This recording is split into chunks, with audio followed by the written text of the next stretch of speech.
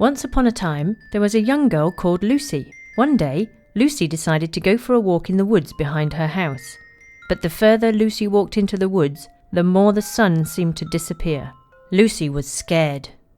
She decided to head back home, but when she turned around, the path that she had been following had disappeared.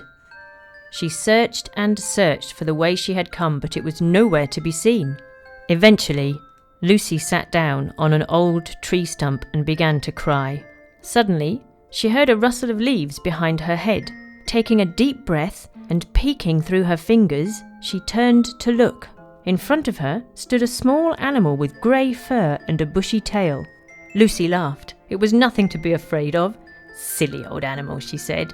"You scared me." "How do you do?" said the animal. Lucy jumped backwards in surprise. "You can talk?" she exclaimed. "All of the animals in these woods can talk," the animal explained. "It was a gift given to us by our Japanese ancestors." Lucy smiled. A talking animal would be a great story to tell her friends tomorrow at school. "What's your name?" asked the animal. "My name is Lucy." "What's yours?" "My name is Risu." "Have you seen my friends? We're playing hide and seek, but I can't find anybody." "I haven't, but I can help you look for them," offered Lucy. Lucy and Risu walked together through the trees until they reached a pond. The water parted, and a large grey figure rose from the water, shaking its head. "Oh no," said Kaba. "You caught me." "Don't worry, now you can help us find the others," said Lucy. "If you don't mind me asking, who are you?" "I'm Lucy. Shall we look over there now?" asked Risu, pointing at a large log pile. Risu, Kaba and Lucy walked over to the large log pile. The logs were covered by a sea of fallen brown leaves.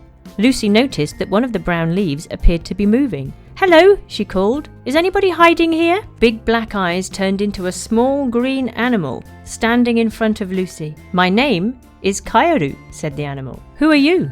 "I'm Lucy," she replied. "I'm helping to find the other animals." "Well, why don't we look in that big tree over there?" suggested Kaoru, gesturing to a large twisted oak tree in the distance. Lucy, Risu, Kaba and Kaoru walked over to the old oak tree. Above them, they could hear a rustle of branches, but the tree was too tall for them to see anything. "Oh no! How are we ever going to manage to find anybody up there?" Lucy took a long look up at the tall tree in front of her and took a deep breath. "I could climb it," she offered nervously.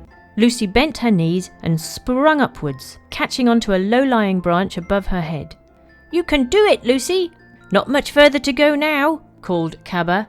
"You're almost there," exclaimed Kaoru. Lucy managed to pull herself up onto the branch and very carefully stood up. She could see the outline of a ginger tail wrapped around a branch. "Hello? Is anybody there?" she called, gripping the tree trunk tightly. "I thought no one would ever find me all the way up here," said the voice behind the ginger tail. From behind the tree trunk, a small ginger animal appeared with 4 feet and long whiskers. "I'm Neko," said the animal. "Are you okay, Lucy?" cried Kaba. Lucy lowered herself back down onto the branch and jumped down into a soft pile of leaves. Neko jumped down from the tree. Pulling a twig out of her hair, Lucy suggested that the group head through a large patch of tall grass. Lucy, Risu, Kaba, Kaoru and Neko headed off into the tall grass. Suddenly, a low rumbling sound was heard in the distance. "Follow me!" Lucy, Risu, Kaoru and Neko ran after Kaba into the tall grass. As the group approached, the rumbling sound got louder and louder until a distinctive mooing sound could be heard. "That sounds like the animals we have near our school," said Lucy excitedly.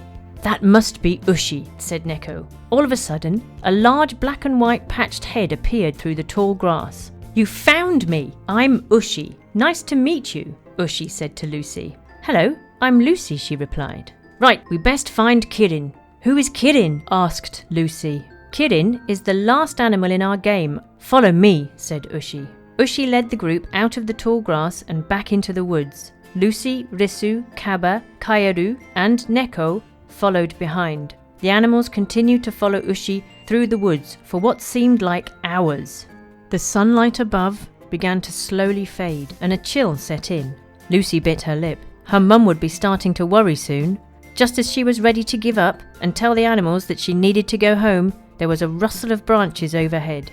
A handful of leaves fell down from above. "Who's there?" asked Neko. "Kirin?" asked Ushi hopefully. Stepping out of the shadows and looming above them was a tall, thin figure with a long neck. "Look!" exclaimed Lucy. "Am I the last to be found?" asked Kirin. "Yes." "You won the game," sighed Neko. "Well done, Kirin," congratulated Kaeru.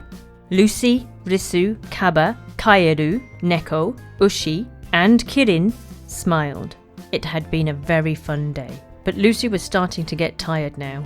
Kirin lowered his neck and Lucy climbed onto his back. Ushi led the way, with Risu, Kaba, Kaeru, Neko, and Kirin carrying Lucy following behind. As they reached the edge of the woods, Ushi helped her down off Kirin's back, and she said goodbye to the animals. "Goodbye, Risu. Goodbye, Kaba. Goodbye, Kaeru. Goodbye, Neko. Goodbye, Ushi.